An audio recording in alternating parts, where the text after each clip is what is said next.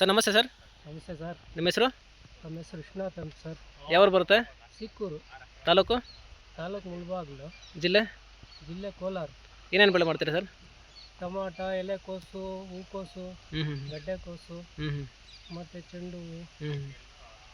Tomato ಮೇಯ್ನು, ಆಲೂಗಡ್ಡೆ ಎಲ್ಲ ನಮ್ಮ ಕಂಪಲ್ಸರಿ ಬೆಳೆಯೋ ಬೆಳೆಗಳು ಸರ್. ಈ ತಿಂಗಳಲ್ಲಿ ಟೊಮಾಟೊ ಬೆಳೆ ಮಾಡಿದ್ದೀರಾ?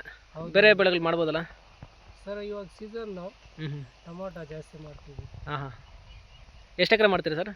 ಸರ್ ನಮ್ಮದು ಕಡಿಮೆ ಜಮೀನು ಇರೋದು, 1 ಎಕರೆ ನಾಟಿ ಮಾಡಿದ್ವಿ.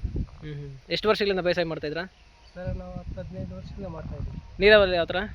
ಬೋರ್ವೆಲ್ಲು. ಕೃಷಿ ಹೊಂಡ ಏನಾದ್ರು ಇದೆಯಾ? ಕೃಷಿ ಹೊಂಡ ಇದೆ ಸರ್. Okay sir. ಇದು ಯಾವ ತಳಿ ಸರ್ ಅದು ಟೊಮಾಟೋದು? ಸರ್ ಚಾಂಪಿಯನ್ ನಾಟಿ ಮಾಡಿರೋದು. ಚಾಂಪಿಯನ್. ಓಕೆ. PHS ಕಂಪ್ನಿದು ಚಾಂಪಿಯನ್ನು. ಹೌದು ಸರ್. ಎಷ್ಟು ದಿನ ಆಗಿದೆ ಸರ್ ನಾಟಿ ಮಾಡಿ? ಸರ್ ನಮ್ಮದು 15 ದಿವಸ ಆಯಿತು.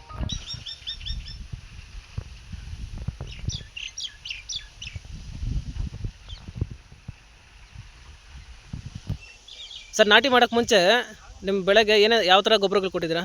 ಸರ್ ಫಸ್ಟ್ ಕೊಟ್ಟಿಗೆ ಗೊಬ್ಬರ ಹೊಡೆದಿದ್ದೀವಿ. ಎಷ್ಟು ಲೋಡ್ ಹಾಕಿದ್ರಾ? ಸರ್ ಒಂದು 4 ಟ್ರ್ಯಾಕ್ಟರ್ ಲೋಡು ಎಕರೆಗೆ.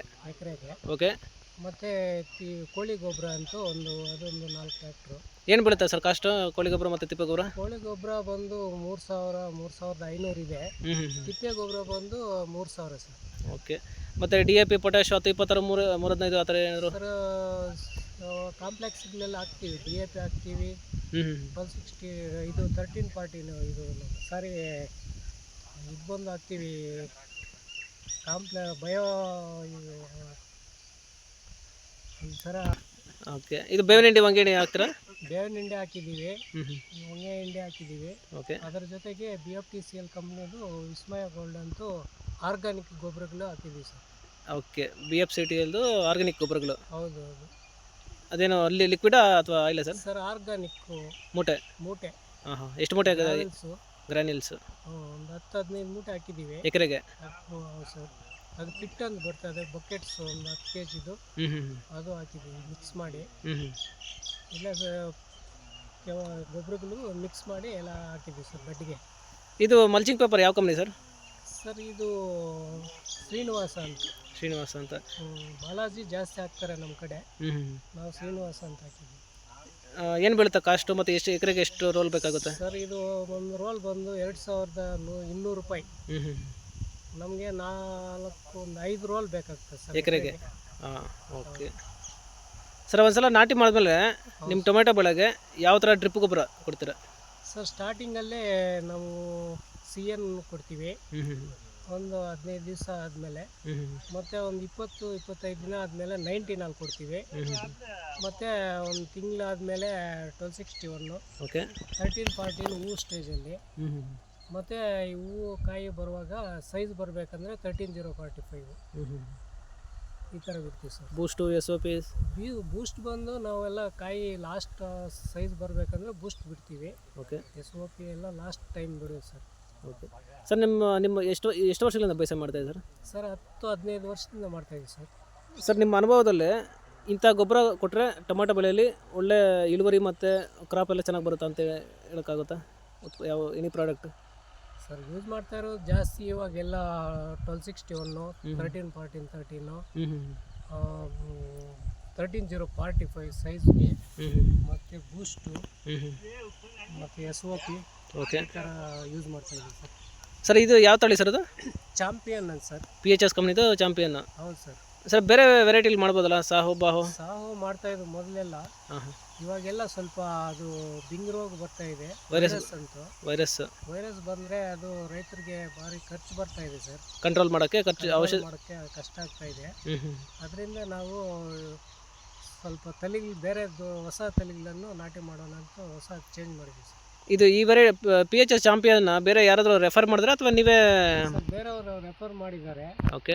ಒಂದೆಲ್ಲ ಇವಾಗ ನಮ್ಮ ಏರಿಯಾದಲ್ಲಿ ಒಂದು 60% 70% ಚಾಂಪಿಯನ್ನೇ ನಾಟಿ ಮಾಡಿದ್ದಾರೆ ಸರ್. ಓಕೆ. ನಿಮ್ಮ ಏರಿಯಾದಲ್ಲಿ ಒಂದು 60% ಎಲ್ಲ ಚಾಂಪಿಯನ್ನೇ ನಾಟಿ ಮಾಡಿದ್ದಾರೆ? ಹೌದು ಸರ್. ಹಾಂ. ಅಂದರೆ ತಳಿ ಚೆನ್ನಾಗಿದೆ ಅಂತ ಇದ್ದ ಅಥವಾ ಹೆಂಗೆ? ಚೆನ್ನಾಗಿದೆ ಅಂತ, ಬಟ್ ವೈರಸ್ಸು ಕಡಿಮೆ ಇದೆ ಅಂತ ಹೇಳ್ತಾ ಇದ್ದಾರೆ ಸರ್. ವೈರಸ್ ಕಡಿಮೆ ಇದೆ ಅಂತ ಮಾಡ್ತಾ ಇದ್ದೀರಾ? ಹೌದು.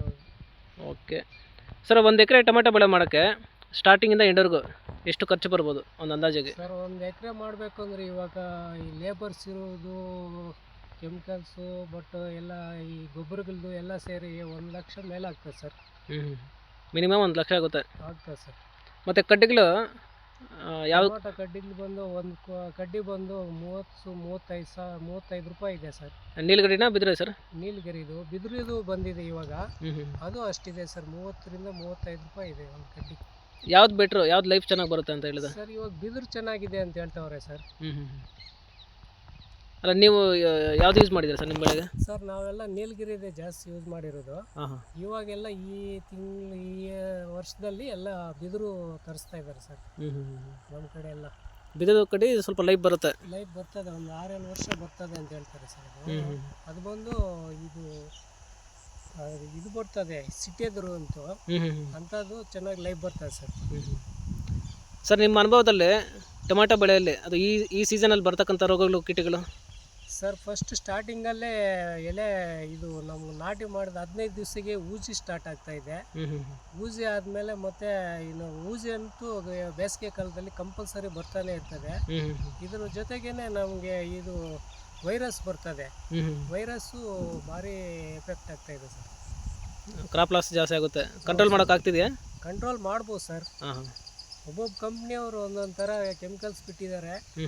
ನಾವು ಕೆಲವರೆಲ್ಲ BFTCL ಕಂಪ್ನಿದು ಯೂಸ್ ಮಾಡ್ತಾ ಇದ್ದಾರೆ ಇವಾಗ ಸ್ಟಾರ್ಟಿಂಗಲ್ಲಿ. ರಾಮಬಾಣ ಅಂತ ವೈರಸ್ಗೆ ಪರವಾಗಿಲ್ಲ ಅಂತ ಒಂದಿಬ್ಬರು ಫಾರ್ಮರ್ಸು ಹೇಳಿದ್ದಾರೆ ಸರ್ ಫೀಲ್ಡಲ್ಲಿ. ಏನದು ಟೆಕ್ನಿಕಲ್ಲು, ಅದು ಆರ್ಗ್ಯಾನಿಕ್ ಅಥವಾ ಏನು? ಆರ್ಗ್ಯಾನಿಕ್ ಸರ್, ಅದು ಆರ್ಗ್ಯಾನಿಕ್. ಹೌದು. ವೈರಸ್ಗೆ ಚೆನ್ನಾಗಿ ಕೆಲಸ ಮಾಡ್ತಿದೆ. ಹೌದು ಸರ್.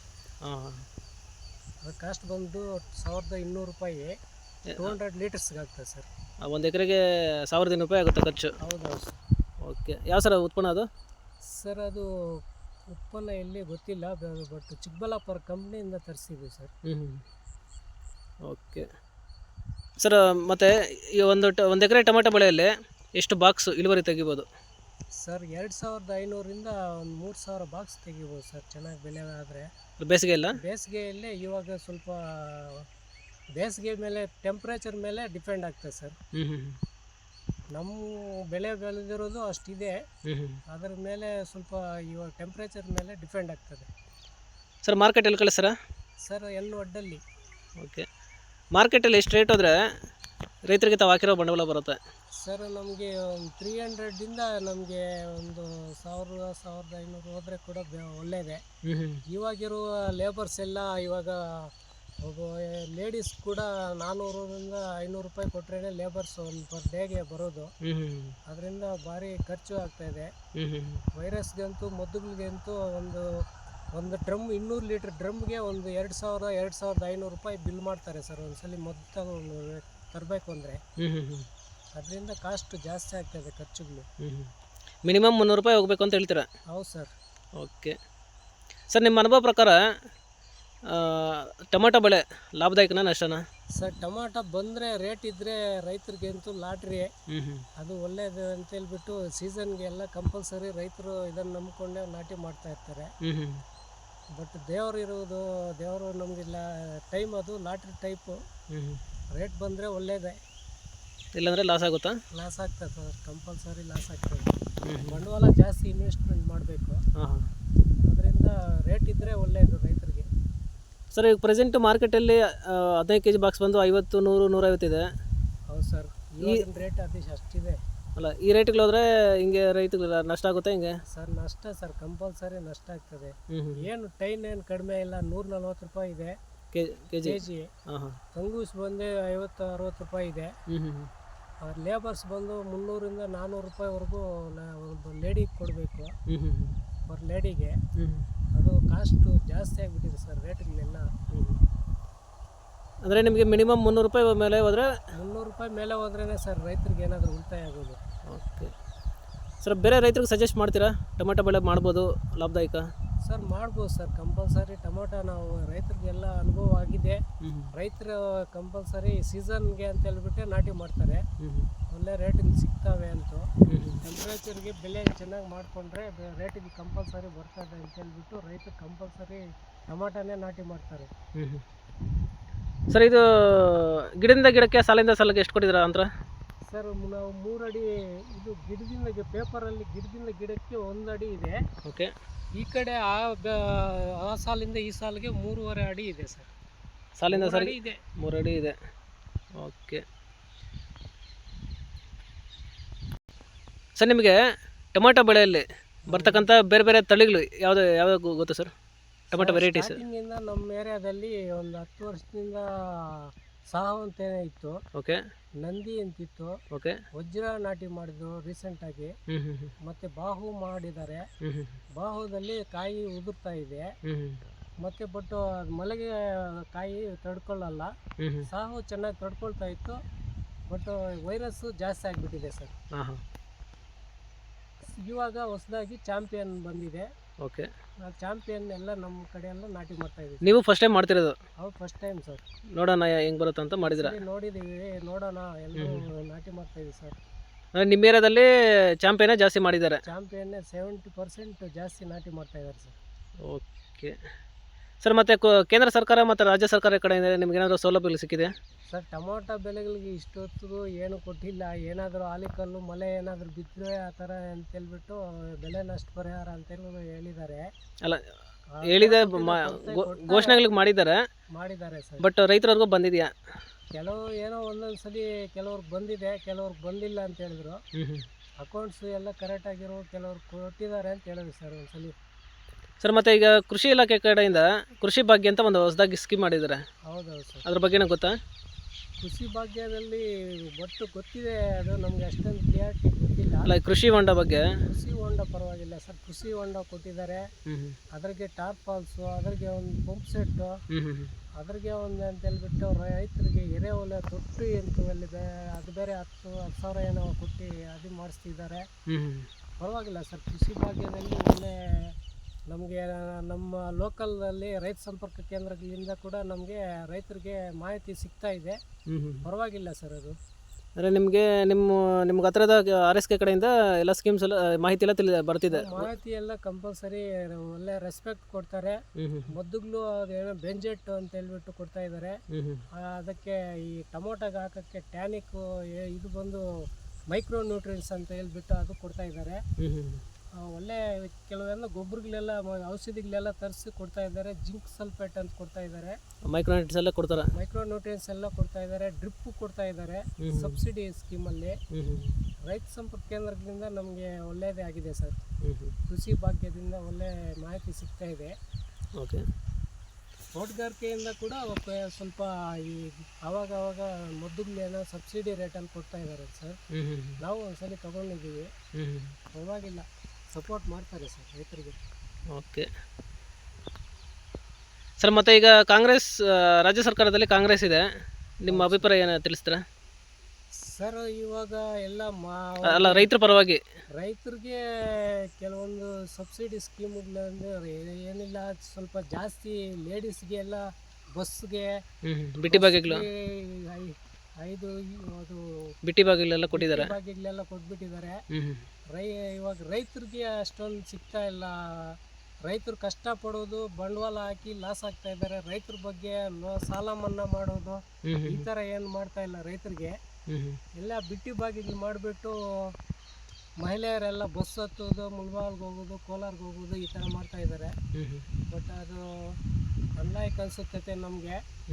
ಅಲ್ಲ, ಈ ಬಿಟ್ಟಿ ಭಾಗ್ಯಗಳು ಕೊಡೋ ಬದಲು ಸಾಲ ಮನ್ನಾ ಮಾಡ್ಬೋದು, ಕೃಷಿ ಸಾಲ ಮನ್ನಾ. ಹೌದು ಸರ್, ಕೃಷಿ ರೈತರೇ ಬೆನ್ನೆಲುಬು, ದೇಶದ ಬೆನ್ನೆಲುಬು ಅಂತ ಹೇಳ್ತಾರೆ. ಬಟ್ ರೈತರು ಬೆಳೆ ಬೆಳೆದಿಲ್ಲ ಅಂದರೆ ಅವರು CM ಆಗಲಿ PM ಆಗಲಿ ಯಾರು ಬೇಕಾ, ರೈತರು ಬೆಳೆದ್ರೇನೆ ಎಲ್ಲರೂ ತಿನ್ಬೇಕು, ಅನ್ನಭಾಗ್ಯ ಅಂತ ಎಲ್ಲ ಕೊಡ್ತಾ ಇದ್ದಾರೆ. ಬಟ್ ನಾವು ರೈತರು ಬೆಳೆದ್ರೆ ಅಲ್ಲ ಸರ್, ಅಲ್ಲಿ ಅನ್ನಭಾಗ್ಯ ಕೊಡೋದು ಕೂಡ ರೈಸ್ ಬೇಕಾಗುತ್ತದೆ. ಓಕೆ, ರೈತರಿಗೆ ನೇರವಾಗಿ ಏನೂ ಬರ್ತಿಲ್ಲ ಅಂತ ಹೇಳ್ತಾ ಇದ್ದಾರೆ. ನೇರವಾಗಿ ರೈತರಿಗೆ ಕಡಿಮೆ ಸಬ್ಸಿಡಿಯಲ್ಲಿ ಸಿಗ್ತವೆ ಸರ್, ಜಾಸ್ತಿ ಏನು ಸವಲತ್ತುಗಳಿಲ್ಲ ಸರ್. ನೆಕ್ಸ್ಟ್ ಇದೇ ಸರ್ಕಾರ ಕಂಟಿನ್ಯೂ ಮಾಡ್ತೀರಾ ಹೆಂಗೆ ಸರ್? BJP ಸರ್ಕಾರನೇ ಚೆನ್ನಾಗಿದೆ ಸರ್. ಓಕೆ ಸರ್, ಇಷ್ಟು ಮಾತ್ರ ಮಾಹಿತಿ ತಿಳಿಸ್ಕೊಡೋಕ್ಕೆ ತುಂಬ ಧನ್ಯವಾದಗಳು. Thank you sir.